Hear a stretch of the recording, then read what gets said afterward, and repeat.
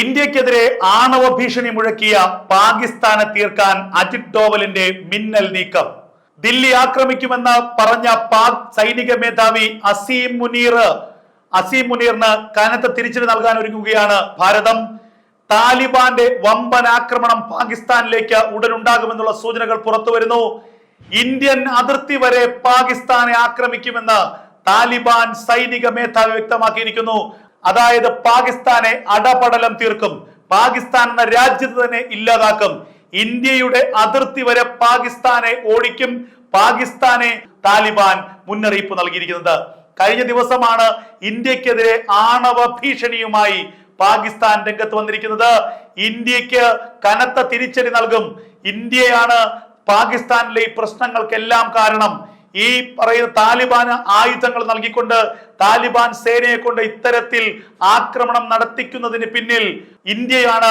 India കൊടുത്ത ആയുധങ്ങളാണ് പാകിസ്ഥാനെതിരെ താലിബാൻ ഉപയോഗിക്കുന്നത് എന്ന് പാകിസ്ഥാൻ പറയുന്നു. എന്നാൽ ഇന്ത്യ പാകിസ്ഥാന്റെ ഈ ആരോപണങ്ങൾക്കൊന്നും തന്നെ മറുപടി പറയുന്നില്ല.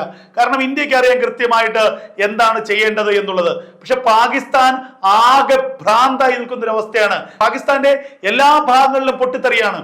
പാകിസ്ഥാന്റെ വടക്ക് കിഴക്കൻ ഭാഗം, തെക്ക് പടിഞ്ഞാറേ ഭാഗം, ഇവിടെ എല്ലാം തന്നെ ആക്രമണം. ഒരു ഭാഗത്ത് നിന്ന് താലിബാന്റെ ആക്രമണം, മറ്റൊരു ഭാഗത്ത് നിന്ന് ബലൂചി ലിബറേഷൻ ആർമിയുടെ ആക്രമണം, വേറൊരു ഭാഗത്ത് പാകിസ്ഥാൻ ഉള്ളിലുള്ള വലിയ പ്രശ്നങ്ങൾ, പാക് അധീന കാശ്മീരിൽ വലിയ സംഘർഷവും പ്രക്ഷോഭവും.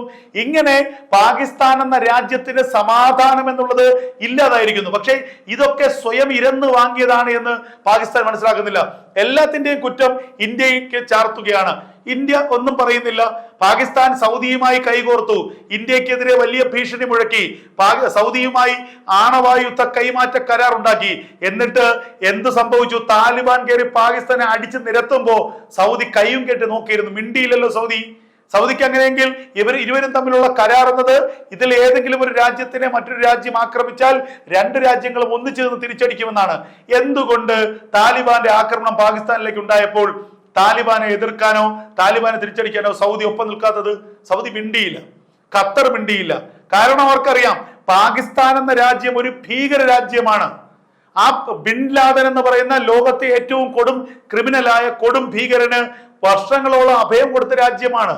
അപ്പൊ ലോകത്ത് മറ്റേതൊരു രാജ്യത്തെക്കാൾ തീവ്രവാദി രാജ്യം പാകിസ്ഥാനാണെന്ന് ഏവർക്കും അറിയാം. അത്തരമൊരു രാജ്യം അങ്ങ് തകരണമെങ്കിൽ തകരട്ടെ എന്നുള്ളതാണ് ഇസ്ലാമിക രാജ്യങ്ങളുടെ ഒക്കെ തന്നെ ലക്ഷ്യം. ഒരൊറ്റ ഇസ്ലാമിക രാജ്യം ഈ പാകിസ്ഥാനെ പിന്തുണച്ച് രംഗത്തില്ല. അമേരിക്കയുടെ കുതന്ത്രത്തിൽ, ട്രംപിന്റെ കുതന്ത്രത്തിൽ വീണാണ് പാകിസ്ഥാൻ സൗദിയുമായി കരാർ ഉണ്ടാക്കിയത്. ഇന്ത്യയെ ഭയപ്പെടുത്താൻ. ഇന്ത്യ ഭയപ്പെട്ടതേയില്ല. സൗദിയിൽ നിന്ന് ഇന്ത്യ എണ്ണ വാങ്ങുന്നത് നിർത്തി. ഇന്ത്യ റഷ്യയുമായി ഉടമ്പടി ഉണ്ടാക്കി.